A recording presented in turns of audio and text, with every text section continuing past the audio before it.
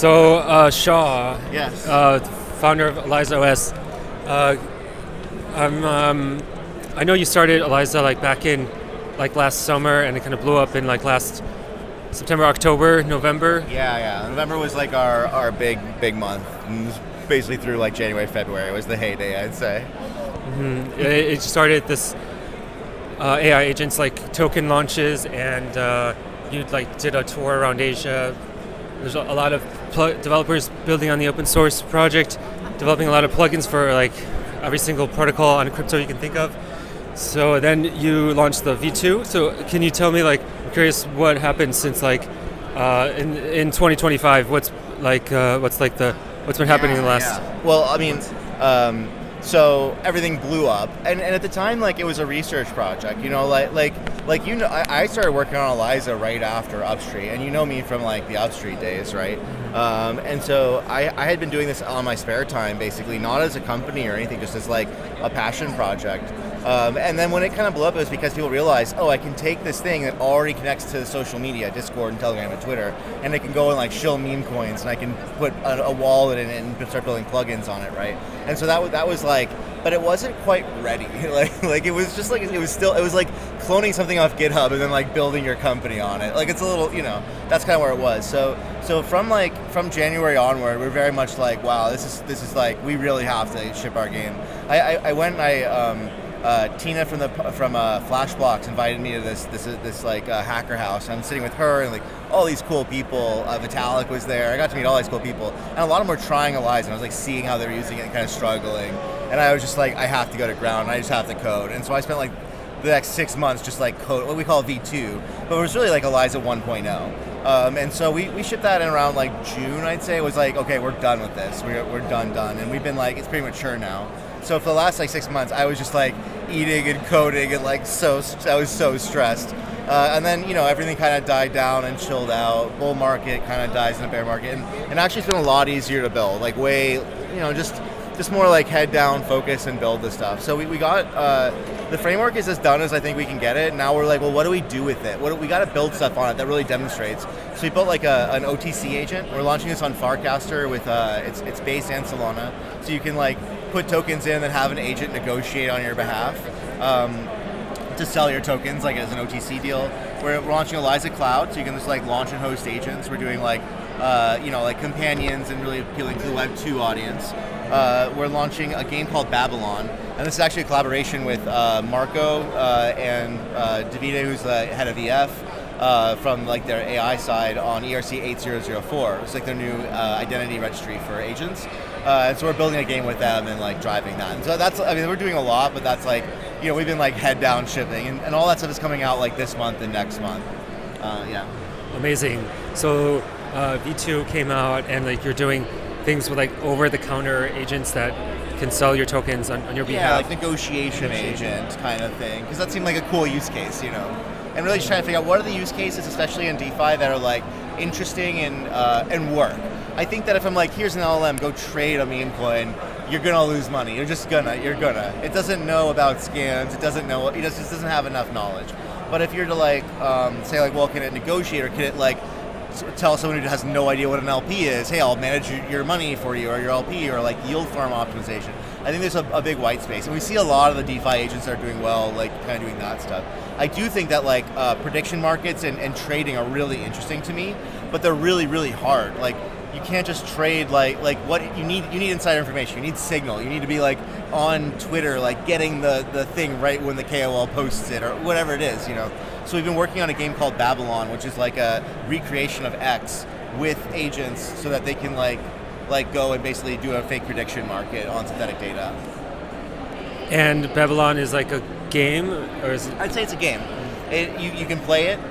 Mostly it's a betting game. You bet on predictions and perps, kind of like you probably do already if you're into Polymarket or into like any kind of trading, leverage trading.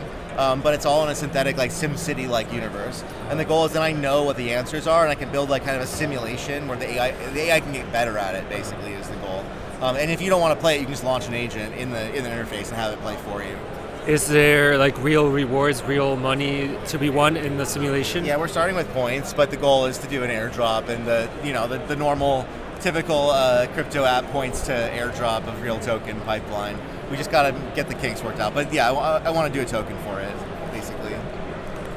Interesting. Yeah. I happened actually to check out your Twitter, and I saw your article in Forbes about gaming and simulations for the path forward for development of AI. Exactly. Yeah, can you tell me like what you think about that, and like in terms of like Eliza, like future plans, roadmap? Yeah, I mean this is exactly in line with that, which was, we're like trying to bite off these really hard problems. Like, hey, let's manage your money for you. Like, if you lose my money, I'm screwed, man. Like, that's a really high stakes use case. But if you manage my money in a video game, well, that's like a much lower stakes use case. And so I look around me at DeFi and what everyone's promising, and I'm like, well, what's the first stepping stone toward that? I do believe we can get to everything everyone's promising, but I think we have a tendency to jump to like the 10th step before doing the first one. And so I think like the first step in anything in crypto should be simulation. Like, hey, is my contract going to get wrecked by hackers? You should probably simulate it. Is my blockchain going to make money and be able to support TPS? You should probably simulate it. And in AI, like especially simulation and games are like the thing.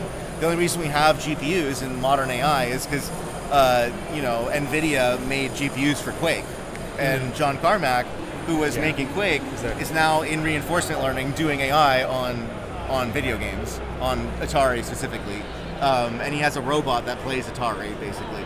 And so I think that there's just like a long storied history of like, well, if I have an environment where the agent can try and fail, then I can collect that data and I can build an improvement. I also have a way to collect data that's not very popular. Like, I don't have a lot of data on agents like being cunning and deceitful or trading or collaborative. I have like a lot of people talking about how to bake a cake on Reddit, but the model is not trained on like your inner thought process. Like, think about when you're like sitting there coding, you're building something, or you're like, there's something going on in your head. There's just like, that's just like not written down anywhere. Like, no one's writing that down.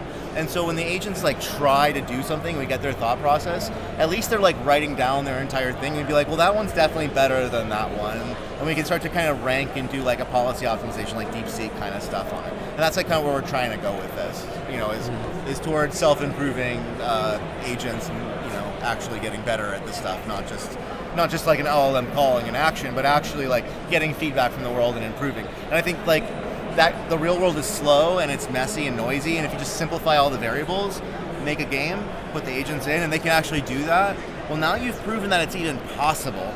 And you could take that agent and that algorithm and be like, well, now let's add real world inputs. Let's put that on, screw like the fake X, let's put that on the real X. Let's put that on, connect to the real New York Times and the real data feeds, and maybe it could actually make good predictions and like bet the market better than most people. Like, that would be that's the thesis. Yeah, that's the stuff I was like really interested in. I was just at Edge City, Patagonia, and I was just inspired by like that community, being around these people, and I was like, whoa, this is kind of like, and I was like thinking of that AI Town paper. Yeah. And then I was like curious about like what Eliza was doing, and I saw your Twitter, and you mentioned that paper in that Forbes article, and I was like, whoa, very similar thinking. Like, because like we LLMs can very believably simulate our own like behavior thinking, and and like if you put them all together in this simulated world, this is like, So like, what do you think about that paper? And like, what do you think is like, what kind of applications or like use cases can be done? Like you mentioned, like already like trading and gaming, but just last question. Good question. You'll have to cut it. I think gaming is the low-hanging fruit. I think fun and entertainment and gaming and watching them and excitement and dopamine, that's like the easy stuff. And I'm surprised there aren't more people like leveraging and leaning into that. 'Cause I think there's just be more of it. And I'm surprised that there's a lot more people jumping into the like full-hearted like DeFi trading agent. And we've done this, and it just doesn't work particularly well yet. I think that if you had an agent that was in like 1,000 private Telegram chats, and it was like getting like information from KOLs, and it just saw that Frank DeGods like was talking about this token in this chat, and you're like, he's totally gonna like post that. So you could probably just consistently make money off of like the agent having like this global insider information. Like that, it would consistently make money. But that would be the thing that like, it would be the fact that it can just process like thousands of Telegram chats that would make it like a really good DeFi agent. And so I think of like there's a lot of use cases where like, well, what is the agent good at that a human's not good at? And it's usually scale. Like anything where it's like, well, if I could be in 1,000 chats at once and reading every news article, and I could use that to like have some advantage, then I think we could do AI agents doing that. Like there's advantage. It's anything where like a reasonably smart human like could do it at one, but then if like by scaling them out by many thousands, it could suddenly get better, right? And I think like that would, like an information game would be an example of that. I definitely think like entertainment and all this stuff makes a lot of sense. I'm surprised that I still can't like just ask Siri like basic her like questions. You know, that's the killer use case I think for a lot of this. But I think we really, I don't know. I don't think we can actually over-index on how much games and like the silly stuff and the toys or like the small versions of things leads to the big versions of things. Because what happens is like when I try to do I used to do a lot of real world data extraction and like, you know, like processing on real world data. And it's just that like the actual agentic part of it ends up being like 5 to 10% of my programming, and the data engineering is like 90%. Like extracting data, transforming it, getting it into my database, processing it, indexing it. That's all the stuff that takes time.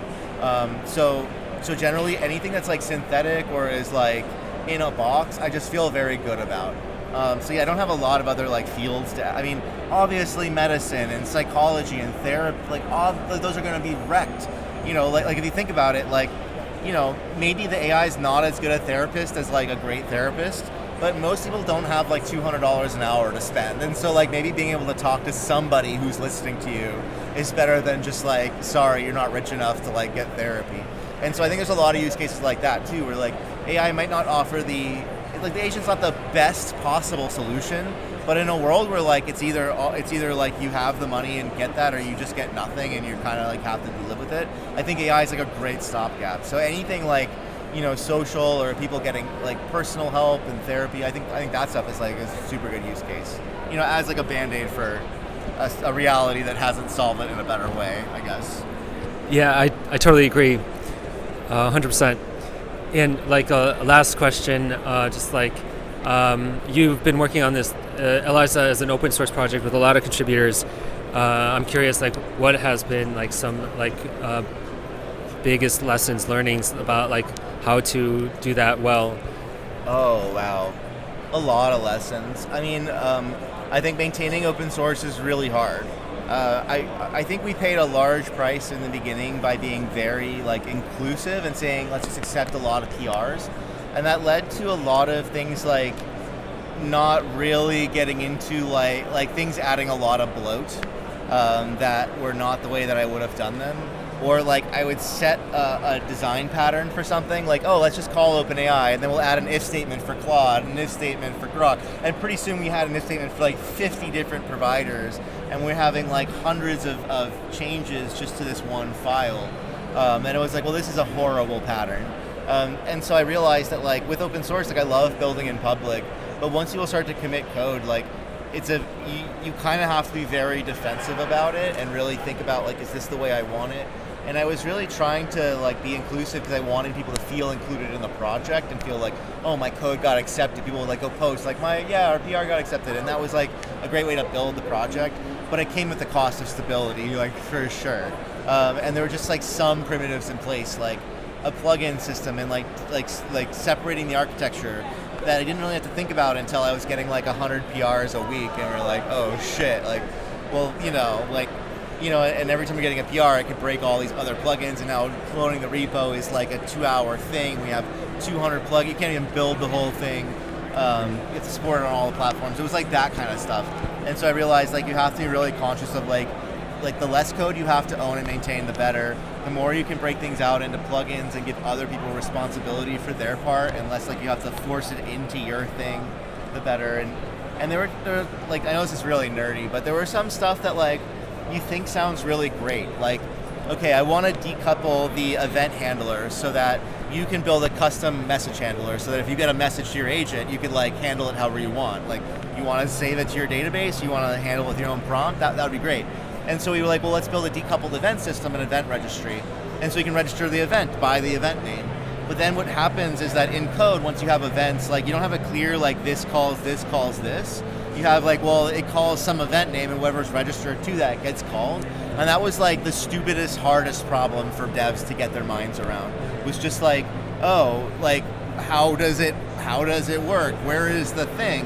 And you're like, well, actually over here in this plugin is this message handler that registers to this thing in the core. So anyway, like, I know it's a really nerdy thing, but it's like the thing you don't really learn, and you think, oh, events are great, plugins are great, and then you like get down to working with a bunch of new programmers who are like, where do I do anything? Mm-hmm. And you realize that like actually like having really like boring noob like code, like it's just very like this calls that, works incredibly well for open source projects, and like keep it simple, don't be big brain.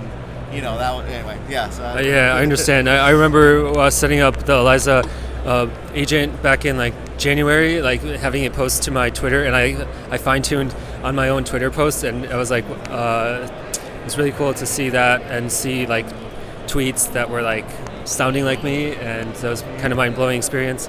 All right, thanks for your time, and it was great to see you again. And handshake, good to see you. All right.